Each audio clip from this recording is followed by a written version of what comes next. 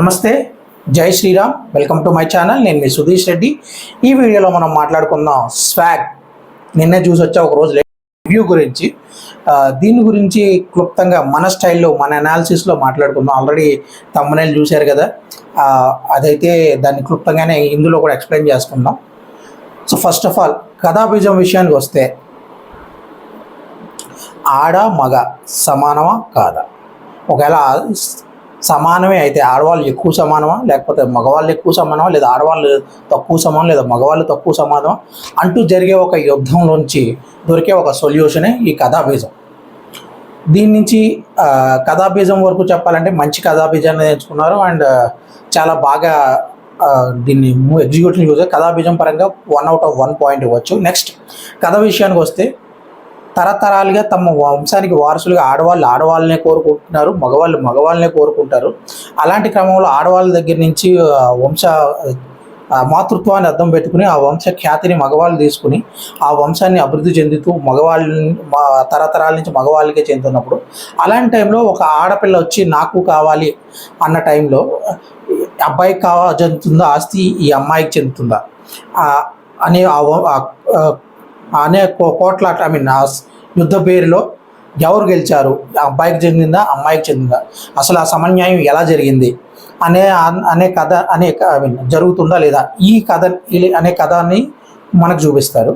So ఈ కథ పరంగా కూడా దీనికి 1/1 పాయింట్ ఇవ్వచ్చు. దాని తర్వాత కథనం విషయానికి వస్తే, నేను ఆల్రెడీ నా షార్ట్ రివ్యూలో చెప్పాను ఏంటంటే, ఒక బిర్యానీ ఎగ్జాంపుల్ తీసుకుని, దమ్ బిర్యానీ ముందు కలపడం, అంటే అది టేస్ట్ రావాలంటే బాగా కలపాలి. ఆ కలిపినప్పుడే దాంట్లో ఉన్న రుచి ప్రతి మెతుక్కి పట్టి అది ఆ టేస్ట్ మనకు తెలుస్తుంది. సో ఫస్ట్ హాఫ్ అంతా కామెడీగా అలా సాగుతూ ఇలా నేను చెప్పిన బిర్యానీ కలుపుతున్నప్పుడు కొంచెం మనకి మన సహనాన్ని కొంచెం పరీక్షించినట్టే ఉంటుంది. ఫస్ట్ హాఫ్ అంతా కొంచెం అర్థం చేసుకుని కొంచెం కథలోకి వెళ్ళడానికి కొంచెం టైం తీసుకుని అక్కడక్కడ కామెడీ మనకి నవ్వొచ్చినా కూడా మధ్య మధ్యలో కొంచెం బోర్ కొడుతూనే సాగుద్ది ఫస్ట్ హాఫ్.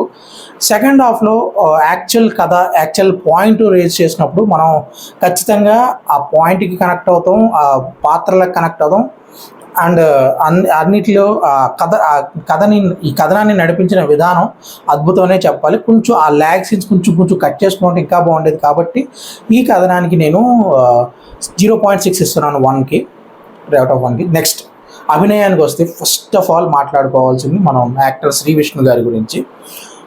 హ్యాట్స్ ఆఫ్ చెప్పాలి ఆయనకి. టు బి ఫ్రాంక్, ఆయన ఎంత ఇవ్వగలడో ఆయన 100% కాదు, ఆయన 1000% ఇచ్చాడు అని చెప్పాలి. ఈ సినిమాలో ఒక నెగిటివ్ పాత్రలు చేయడంలో, లేదా 4 డిఫరెంట్ పాత్రలో ప్రతి పాత్రకి వేరియేషన్స్ ఉన్నాయి అండ్ ఒక మెయిన్ పాత్ర ఉంది. ఆ పాత్రని అయితే నెక్స్ట్ లెవెల్లో పర్ఫామ్ చేశారు. నిజంగా ఆయన ఒక ప్రాపర్ ఆర్టిస్ట్ అని అయితే ఈ సినిమాతో నిరూపించుకున్నారు శ్రీ విష్ణు గారు. ఆయన ఒక నెగిటివ్కి షేడ్లో చేసినా, లేకపోతే ఒక అమాయకుడి క్యారెక్టర్ చేసినా, లేకపోతే ఒక బాధ్యత గల తండ్రి క్యారెక్టర్ చేసినా, లేదా సమాజానికి మెసేజ్ ఇచ్చే ఒక బాధ్యతాయుతమైన పాత్రలు ఈ 4 క్యారెక్టర్లు ఒకే స్క్రీన్లో చాలా అద్భుతంగా పెర్ఫామ్ చేశారు. సూపర్బ్ అని చెప్పాలి. ఆయనకి సపోర్ట్గా ఉన్నట్టు రవిబాబు గారు, లేకపోతే వేరే ఇతర నటులు అండ్ రీతూ శర్మ హీరోయిన్ గారు అండ్ మీరా జాస్మిన్ గారు చాలా కాలం తర్వాత కంబ్యాక్ ఇచ్చారు. వీళ్ళందరూ కూడా వాళ్ళకి ఇచ్చిన నిధిలో వాళ్ళ పాత్రలో అద్భుతంగానే పెర్ఫామ్ చేశారు. అండ్ మన ఫిదా సినిమాలో సాయి పల్లవి గారు ఉంటారు కదా, ఆవిడ కూడా ఒక స్పెషల్ పాత్రలో, సునీల్ గారు, మొత్తం ఆ పాత్రలు ఎవరెవరు ఏ పెర్ఫామ్ చేశారు పర్ఫెక్ట్గా 100% సూపర్ అంటే అద్భుతాన్ని చూపించారు మనకి అభినయాలతో అని చెప్పాలి. ఎలాంటి ప్రతి అభినయానికి అయితే 1/1 ఇవ్వచ్చు, ఎలాంటి ఇబ్బంది లేదు. ఇక టెక్నికల్ ఆస్పెక్ట్స్కి వస్తే, బ్యాక్గ్రౌండ్ స్కోర్ అదిరిపోయింది. మామూలుగా లేదు, కరెక్ట్గా కొంచెం అక్కడక్కడ నాన్ సింక్లు ఉన్నా కూడా బట్ స్టిల్ చాలా బాగుందని అనిపించింది. పాటలు అంత వినసొంపుగా అయితే లేవు, ఓకే, వినసొంపుగా వరస్ట్ అని చెప్పాలి పాటల విషయానికి వస్తే. అండ్ విజువల్ ఎఫెక్ట్స్ కానీ, లేకపోతే సినిమాటోగ్రఫీ కానీ, డిఓపి కానీ బాగున్నాయి అంతే. మరి సూపర్ ఎక్స్ట్రాడినరీ కాదు, బాగున్నాయి అంతే, అంతకుమించి ఏమీ లేదు. వీటికి కూడా ఆల్మోస్ట్ ఒక 0.3 అలా ఇవ్వచ్చు. సో ఓవరాల్గా చూసుకుంటే కథనాలకి 1 పాయింట్, అలాగే కథాబీజానికి కథకి 1 పాయింట్, కథనానికి 0.6, అభినయానికి 1 పాయింట్, 3.6 వీటి కానీ కలుపుకొని ఒక 0.5 అయితే 4.1 రేటింగ్ నేనైతే ఇవ్వగలను ఈ మూవీకి అన్ని ఆస్పెక్ట్స్లో కలిపి. చెప్తున్నాను కదా, ఫస్ట్ హాఫ్ కొంచెం ల్యాగ్ ఉంటుంది, కొంచెం ఓపిక్గానే చూడాల్సి వస్తుంది. బట్ స్టిల్ సెకండ్ హాఫ్లో ఇవన్నీ మర్చిపోయి ఆ పాయింట్లోకి మనం అర్థం చేసుకుని సమాజానికి ఇచ్చిన అద్భుతమైన మెసేజ్ని మనం ఫీల్ అవుతాం ఖచ్చితంగా.